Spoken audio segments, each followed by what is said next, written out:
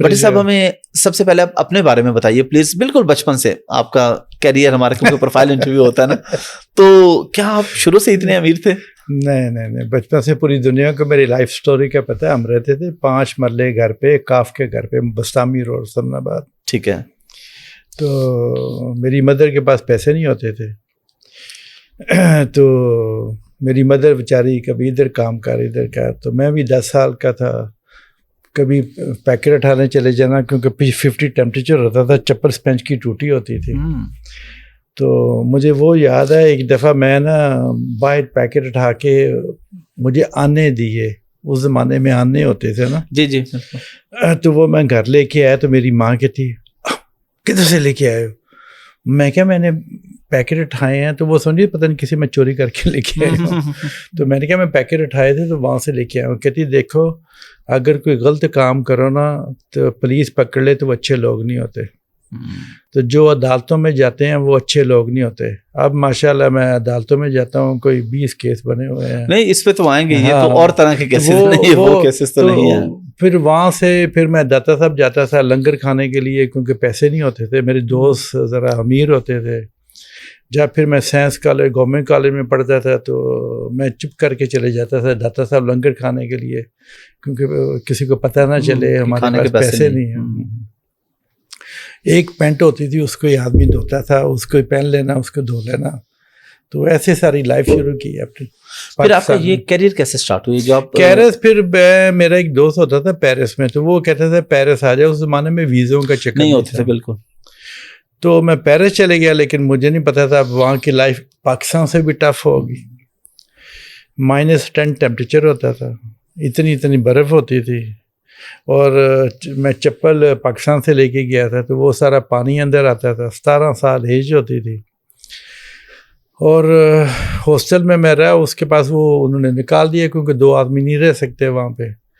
پھر میں تھا, میرا ٹچی کے سر پہ ہوتا تھا ایسے, کیونکہ اس زمانے میں وہ رولر نہیں ہوتے, سر پہ ڈال کے وہ جناب میں میٹرو کے اندر چلے گیا. میٹرو انڈر گراؤنڈ ہوتی تھی وہاں پہ.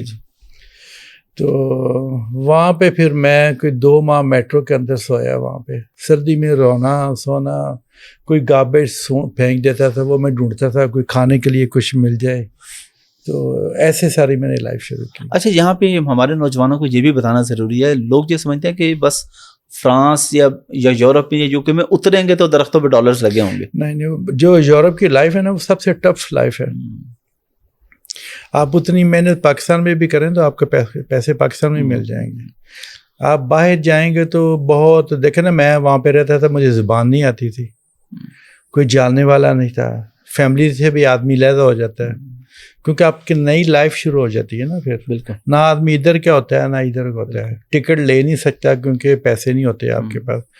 تو وہ ساری میں نے لائف ڈبل زیرو سے شروع کی. پھر مجھے وہ صفائی کا کام مل گیا تھا. پوری دنیا کا پتہ ہے, کیونکہ میری لائف پہ 3 سنیما موویز بن چکی ہیں, کوئی 4-5 کتابیں آ چکی ہیں پیرس میں, ہے نا.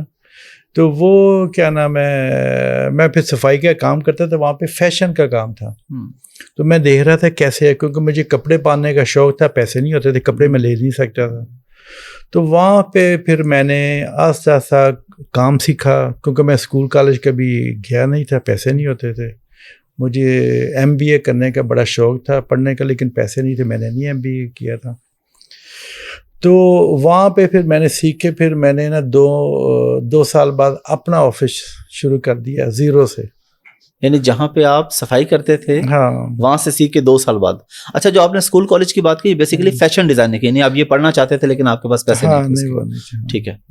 اچھا, جب 2 سال بعد شروع کیا, پھر اس کے بعد کتنے عرصے بعد آپ کو لگا کہ اب میں اسٹیبلش ہو گیا ہوں؟ میں پھر 1-2 سال بعد 87 میں بٹی بن گیا تھا. اچھا, 87 میں ماشاءاللہ, کیونکہ وہاں پہ نا یہ چکر ہے, دنیا میں کاپی رائٹس ہیں بڑے, پاکستان میں کاپی رائٹس نہیں ہیں. تو وہاں پہ ایک دوسرے کو آدمی کاپی نہیں کر سکتا. میں جو ماڈل بناتا تھا نا, وہ پورے یورپ دنیا میں جاتے تھے, اس کو کوئی کاپی نہیں کرتا تھا. پوری دنیا سے لوگ آتے تھے, منتیں کرتے تھے چیزیں لینے کے لیے. ٹھیک ہے, ان میں وہ چکر تھا، وہ کاپی رائٹس ہوتے ہیں، تو میں بٹی بن گیا. تو آپ یہ ڈیزائن بناتے کیسے تھے؟ مطلب آپ کی اس میں ایجوکیشن بھی نہیں تھی ڈیزائن؟ ہاں لیکن وہ میں صرف دیکھ لیتا تھا نا لڑکیاں کیسے جا رہی ہیں، کیا ہو رہا ہے، آئیڈیا لیتے تھے. یعنی پریکٹیکلی جو آپ کے لائف میں نا اسٹریٹ جو آپ سیکھتے ہیں نا وہ ریئل لائف ہوتی ہے. مجھے پتہ ہے بزنس کیسے کرنے ہیں، مجھے پتہ ہے فیشن کیسے کرنے ہیں، مجھے لا کا پتہ ہے، آپ کو قانونوں کا پتہ چل گیا. پہلے باہر کے لا کا پتہ تھا، مجھے پاکستان کا لا کا آئی انڈرسٹینڈ ویری ویل، کیونکہ میں نے سیکھا ہے نا سارا. جا کے چھوٹی چھوٹی عدالتوں میں، ایسے عدالتوں میں جاتے ہیں، اللہ میاں ان کو بچائے، وکیل پھٹوں پہ بیٹھے ہوتے ہیں، اللہ میاں میں تو ان کو دعا کرتا ہوں اللہ میاں بچائے. وہ صبح آتے ہیں، پتہ نہیں رات کو واپس جانا ہی نہیں جانا. اگر خدا نہ خاصتا وہاں پہ آگ لگ جائے نا، پتہ نہیں کتنے لوگ بیچارے چلے جائیں گے. یہ افسوس ہوتا ہے مجھے پاکستان کی عدالتیں دیکھ کے. اچھا وہاں پہ آپ جو ڈیزائننگ میں کر رہے تھے تو مینلی آپ کی کیا اس کے اندر نیش تھی؟ میرا جو فیشن ہے صرف اونلی وومن. اچھا صرف وومن کے لیے آپ نے صرف. ٹھیک ہے. اور اونلی ویسٹرن یا نہیں؟ ویسٹرن پاکستان کے ساتھ کوئی چکر نہیں ہے. اچھا آپ کا جو بھی بزنس ہے ادھر ہی تھا؟ ادھر ہی، کیونکہ پوری دنیا میں 80 کنٹریز میں آفس سے سارا چیزیں جانی ہوتی تھی، تو باہر کا تھا. کسی ٹائم فیشن، کیونکہ میں اکیلا نہیں نہ کر سکتا، 5000 ڈیزائنر اور بیٹھے ہوئے ہیں وہاں پہ، بہت لوگ بیٹھے ہوئے ہیں جو بٹی کی جگہ لینا چاہتے ہیں. لیکن آدمی کو فیشن میں ہر ٹائم میں نے ویک اپ رہنا چاہیے، آنکھیں کھلنی چاہیے آپ کی. کوئی اگر آپ پیچھے ہو جائیں گے، ڈیزائن اچھے نہیں بنے گے، تو کوئی اور آپ کی جگہ لے جائے گا. کوئی نیا ٹرینڈ آ رہا ہے، کیا ہو رہا ہے، اس حساب سے آپ کو ساری چیزیں مینیج کرنا ہے. سارا چلنا پڑتا ہے، کیونکہ وہ فیشن جو ہے نا دنیا کے ایک جگہ پہ لے کے جانا پڑتا ہے. کسی ٹائم پاکستانی ٹچ بھی آ گیا، انڈین پاکستان سیم تھنگ.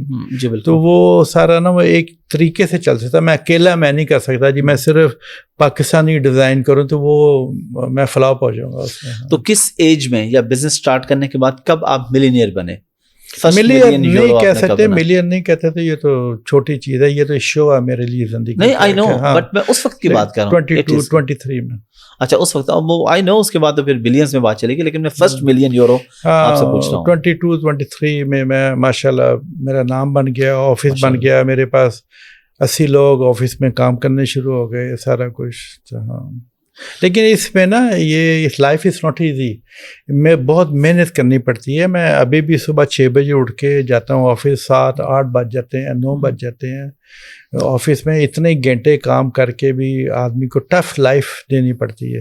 جب میں پاکستان بھی آتا ہوں، میں صبح 6 بجے 7 بجے گھر سے نکل جاتا ہوں. یہ کام کیونکہ میں نے ایک ہفتے کے لیے آنا ہوتا ہے، تو بڑے کام کرنے ہوتے ہیں. اچھا جو ہمارے نوجوان، آپ کو پتہ ہے کہ پاکستان سے بہت سے نوجوان باہر جانا چاہتے ہیں، ان کو آپ کیا گائیڈ کریں گے کہ کیا یورپ میں اپرچونیٹیز ہیں یا انہیں پاکستان میں کچھ کرنا چاہیے؟ ان کے لیے کیا راستہ ہے؟ میں ان کے لیے دیکھیں نا، مجھے افسوس ہوتا ہے ان کو دیکھ کے، کیونکہ میں نے اپنی لائف ایسے شروع کی ہوئی ہے. یہ بیچارے ایجنٹوں کو پیسے دیتے ہیں، قسطوں میں بیٹھ کے جاتے ہیں، بوٹ میں بیٹھ کے جاتے ہیں، ویزے نہیں ہوتے، ان کی کتنی کی ڈیتھ ہوتی ہے وہاں پہ جا کے. کیوں جاتے ہیں وہ؟ کیونکہ ان کو اپنے ملک میں کچھ ملتا نہیں ہے.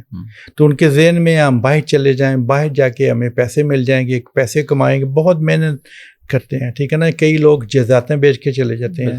میں جب ٹکٹ لے کے گیا تھا، میں نے 1000 پیسے اس سے لیے تھے. پھر وہ میں واپس آنا چاہ رہا تھا، میں واپس نہیں آ رہا تھا، کیونکہ میں ان کو پیسے کیسے دوں گا واپس، ٹھیک ہے نا. نہ میں ادھر کا تھا، نہ میں ادھر کا تھا. تو وہ نا، تو ان کو میرا یہی مشورہ ہوگا. مجھے پتہ ہے ان کی لائف کا، آئی انڈرسٹینڈ. مجھے بڑا افسوس ہوتا ہے ان کو دیکھ کے، ٹھیک ہے.